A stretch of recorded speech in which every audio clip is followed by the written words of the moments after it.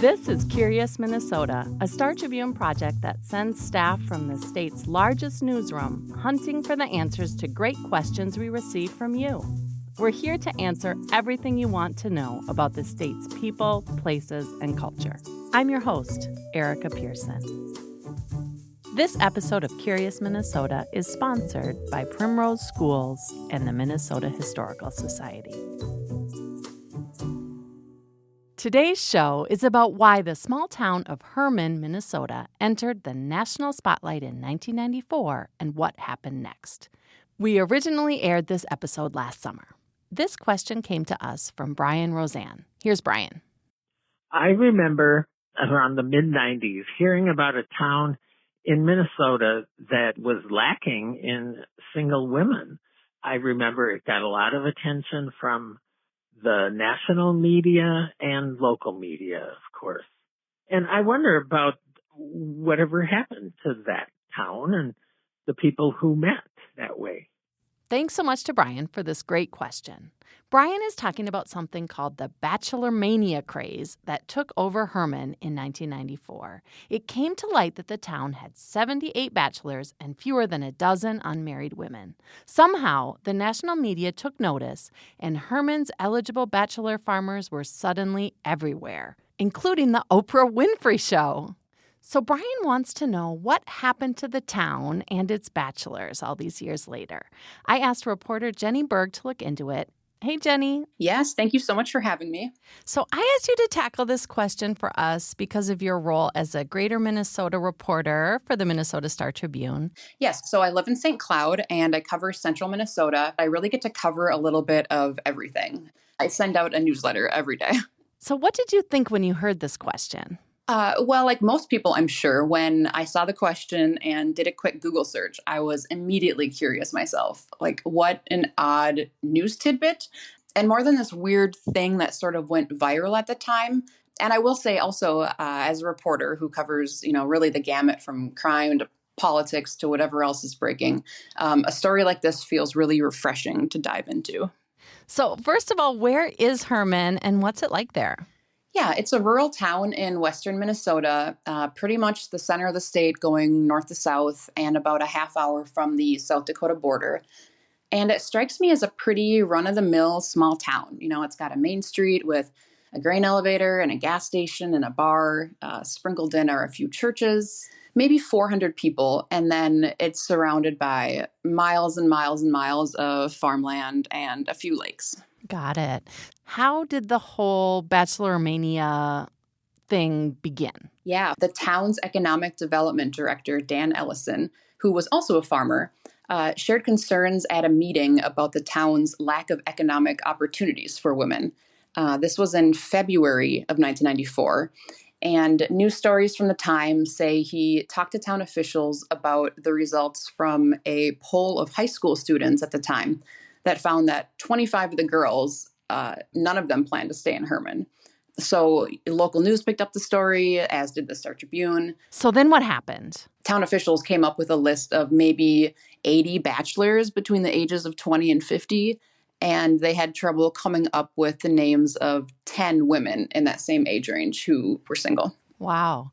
And so what was the initial reaction and the coverage like? Not much. I think some TV stations had covered it. And so after it was on some of the local TV stations, the town started getting a trickle of letters or calls from single women across the country, sometimes even, California, Kansas, Kentucky. But then he told the reporter, it was not meant to be this mail order matchmaking operation. They really did want to find and create good jobs to attract women, both single women and married women, couples, to just come to the town.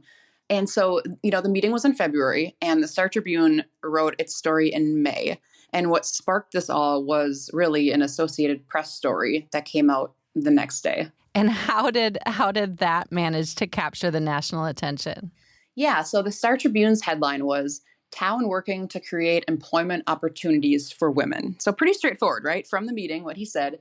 And the day after that story was published, the AP had a story that led with, "Wanted, a few good women." And then it was like a free-for-all with national talk shows and evening news shows picking up the story and descending upon the town. Wow. And you talked with some of the bachelors today. What did they tell you about their experience? Yeah, most thought it was in good fun, although, the media attention made them uncomfortable. But it worked for some, right? Like some of these bachelors got married after all this media attention and found their person, right?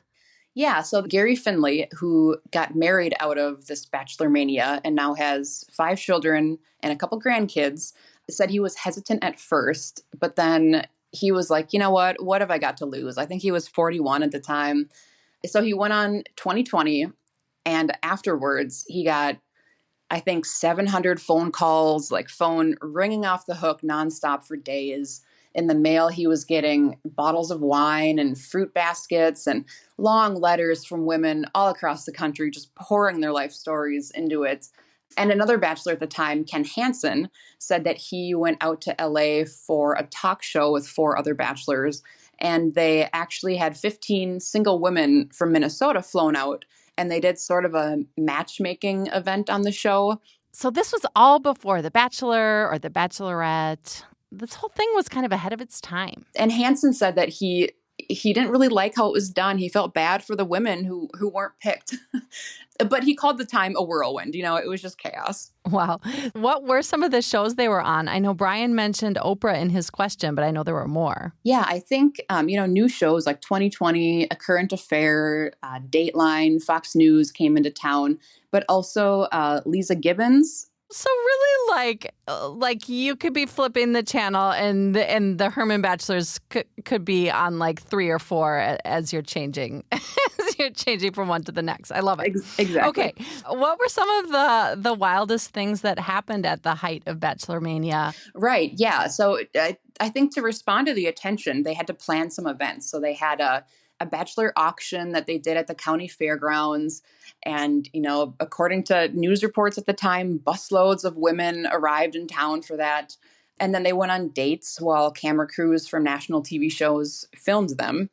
The local cafe, other businesses sort of had fun with it. They made shirts that said, Bachelor Town, USA, you catch 'em, we feed 'em. I know. And I think they planned a Bachelormania block party the next summer, but I think it was kind of fizzling out by then. Wow. So what was it like to be a Herman Bachelor during that time? Before Bachelormania, I think it was really like any other town, right? These are mostly farmers who, when they got a break from, milking the cows and tending to crops, they might head into town for a drink. The problem, they said, was there was just no women to meet when they did so. But after it went viral, the town officials started offering up the single men to the talk shows and news stations because they had to find new people to interview. Wow. So Brian also asked about what the lasting impact was for Herman. What happened to the town after all of this attention? We'll get to that and hear from one of the bachelors after the break.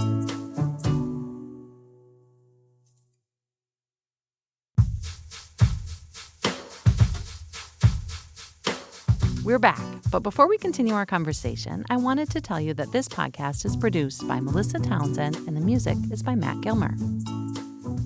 So, what happened after all those news crews left? Gary said it went back to normal pretty quickly. These were farmers who had to keep working, so they did. It did bring about some enduring matches. It certainly did. Can you tell us about some of the couples? Gary and Rhonda Finley, the couple with 5 kids and 2 grandkids, was certainly a success story. Rhonda was from Underwood, which is maybe an hour north of Herman, and she had an apartment in Fergus Falls where she worked as a nurse. And she wrote a letter to Gary after seeing him on 2020. And Gary had been receiving these letters that were 10 pages long, life stories of women. And hers said, not much going on, but would be fun to talk to you sometime. And that's it. She didn't even have a phone number to call, just her name. So he tracked her down and they talked on the phone. I think he was, curious, but also frustrated that that's all she would write. But really, they had a lot in common. Like this is my favorite tidbit. Gary would tend his farm and his cows all day, and then he would go pick Rhonda up for a date. But she was helping on her parents' farm. So when Gary went to pick her up, he helped with the chores so they could get them done quickly. And then they would go on a date, either to a movie or dinner. So they really, had kind of similar lifestyles already. They're a great match. Let's hear a little bit from Gary here. I was in this thing called Farm Show. I had a guy there say, Herman, remember that Herman Bachelormania? I smiled at him and didn't say nothing. You weren't part of that, were you? And he said, well, I got married at 41, had 5 kids, and yeah, I was part of it. It's amazing how many people ask. How many people remember that? So how about some of the other bachelors? Yeah, so Ken Hansen, who I mentioned earlier, who went out to LA for that talk show, he did get married, but not until a decade or so later. And then there was Gary's brother, Dan, who ended up getting married to a woman from New York who also saw the 2020 story and ended up putting a singles ad in the paper. And they are still together. And then there's Dan Ellison, the economic development director who started this whole thing, who got married during Bachelormania. And he and his wife had a son.